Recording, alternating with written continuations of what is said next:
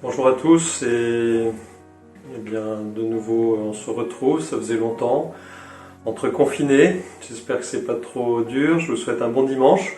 Un petit mot sur cet évangile de ce dimanche que vous avez peut-être lu et qui peut nous faire peur parce que il y a cette espèce de jugement très dur du maître dans la parabole qui est Dieu à la fin, qui leur dit mais Amen, en vérité, je vous l'ai dit, je ne vous connais pas. Il s'adresse à ces jeunes filles qui n'ont pas été prévoyantes, qui ont été invitées aux noces et puis qui arrivent mais qui n'ont plus d'huile et qui arrivent trop tard et la porte est fermée.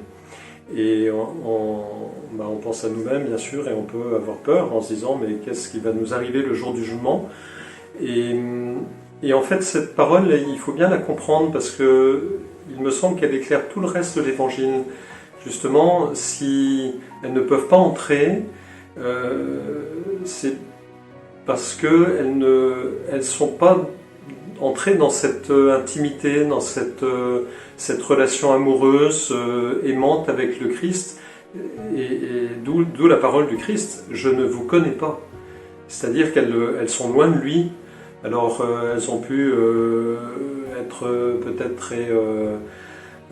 très religieuses, vous voyez, dans le sens où elles ont quand même été invitées, elles ont quand même leur lampe, mais cela ne suffit pas. Il s'agit d'entrer dans cette relation aimante avec le Christ, cette relation d'amour, entrer dans cette connaissance réciproque avec le Christ. Et c'est là où nous sommes prêts.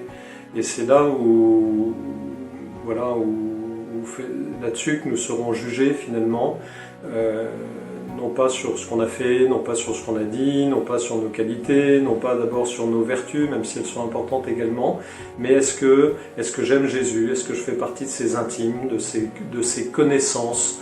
Alors préparons-nous à cette rencontre avec le Christ en devenant toujours plus ces proches du Christ, entrant dans cette connaissance réciproque avec le Christ. Voilà, bon dimanche à tous et bon courage pour cette période de confinement. De Saint Grégoire de Nazianze.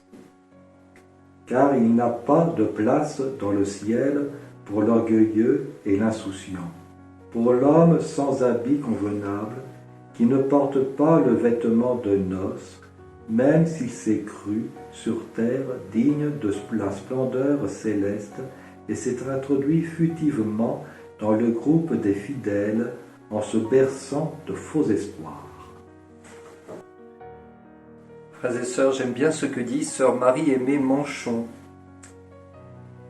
Quand l'époux viendra dans la nuit, peut-être que, comme les vierges folles, ma lampe manquera de cette huile qui est la charité. Si on manque d'amour, comment entrer dans le royaume de l'amour ?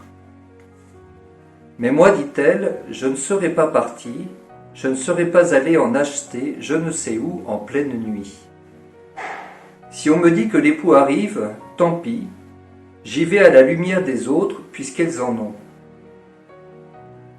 Derrière elle, je me blottirai en essayant de le voir au moins, même si je ne peux entrer. Mais en fait, il me ferait entrer à cause précisément de ce désir qui en soi est une prière, qui est déjà de l'amour. Et il rallumerait la lampe, il en est capable, lui. Seigneur, ton amour soit sur nous, comme notre espoir est en toi. Bon dimanche à tous. Bonjour.